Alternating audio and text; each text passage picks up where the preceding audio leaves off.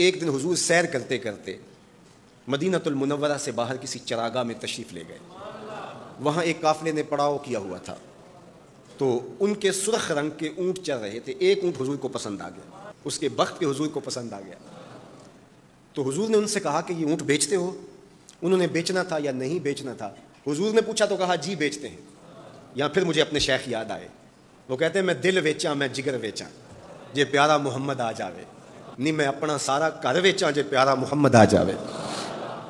کہا جی بیچتے ہیں. کتنے کا؟ کہا اتنے کا. سودا طے ہونے لگا. حضور نے فرمایا ٹھیک ہے میں اسے خریدتا ہوں.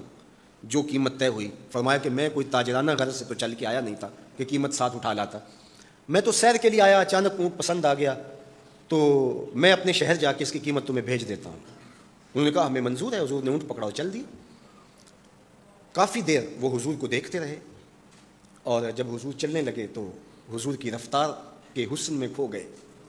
جب نظروں سے اوجھل ہو گئے تو دل پہ ہاتھ رکھ کے کھڑے ہو گئے. تھوڑی دیر گزرنے کے بعد سکتے سے باہر آئے تو ایک دوسرے سے پوچھنے لگے یار یہ جو شخص آیا تھا کسی نے اس کا پتہ بھی پوچھا؟ کسی کو ادھار سودا دیا جاتا ہے تو آپ اسے جانتے ہوتے ہیں تبھی دیتے ہیں نا، یا درمیان میں کوئی ضامن ہو، یا پھر وہ کوئی شے گروی رکھ دے اس کے عوض میں آپ سودا دے دیتے ہیں، اور نقد دے تو آپ کو ان چیزوں کی ضرورت نہیں ہوتی. تو کہا ایک شخص آیا اور اونٹ لے گیا. کسی کو پتہ ہے یہ شخص کون تھا؟ تو انہوں نے کہا نہیں ہمیں نہیں پتا. یار عجیب کہانی ہے، ایک شخص آیا قیمتی اونٹ لے گیا اور اپنا پتہ بھی نہیں بتا کے گیا، کوئی درمیان میں ضامن بھی نہیں رکھا اس نے، اور کوئی شے بھی گروی نہیں رکھی. ایک بولا یار جب وہ باتیں کرتا تھا اس کے منہ سے نور جھڑتا تھا، میں تو اس کے چہرے کو دیکھتا رہ گیا.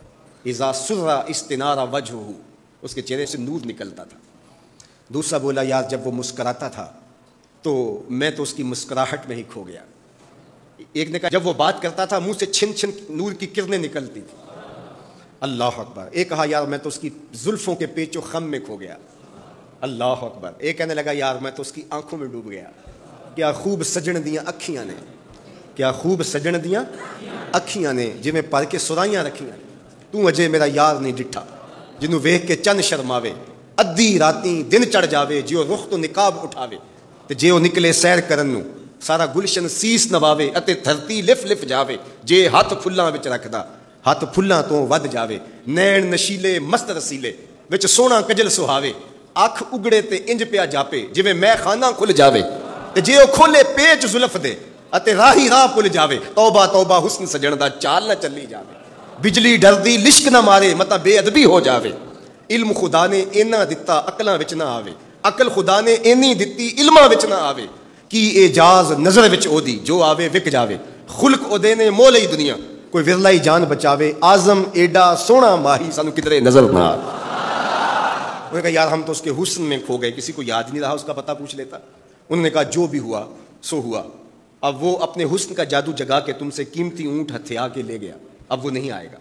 تو جب انہوں نے یہ کہا نا اونٹ ہتھیا کے لے گیا، امام زرقانی نے لکھا ہے باقی لوگوں نے بھی کہ اب تک خاموش بیٹھی قافلے کے سردار کی بیوی نے خیمے کا پردہ سرکایا، اور جنہوں نے کہا وہ اونٹ ہتھیا کے لے گیا ان سے مخاطبت کرتے ہوئے اس نے کہا انا ضامنۃ لسامان جمالکم لا یغدر بکم، اگر وہ پیسے دینے نہ آیا تو میں ضامنہ ہوں، مجھ سے پیسے لے لینا.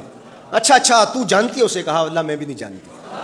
تو کہا پھر ضمانت کیسے دے رہی ہو؟ کہا جب تم سودا کر رہے تھے میں نے خیمے کی اور سے اس کا چہرہ دیکھا تھا، اور جس کا چہرہ اتنا سونا ہو وہ جھوٹا ہو ہی نہیں سکتا ہے.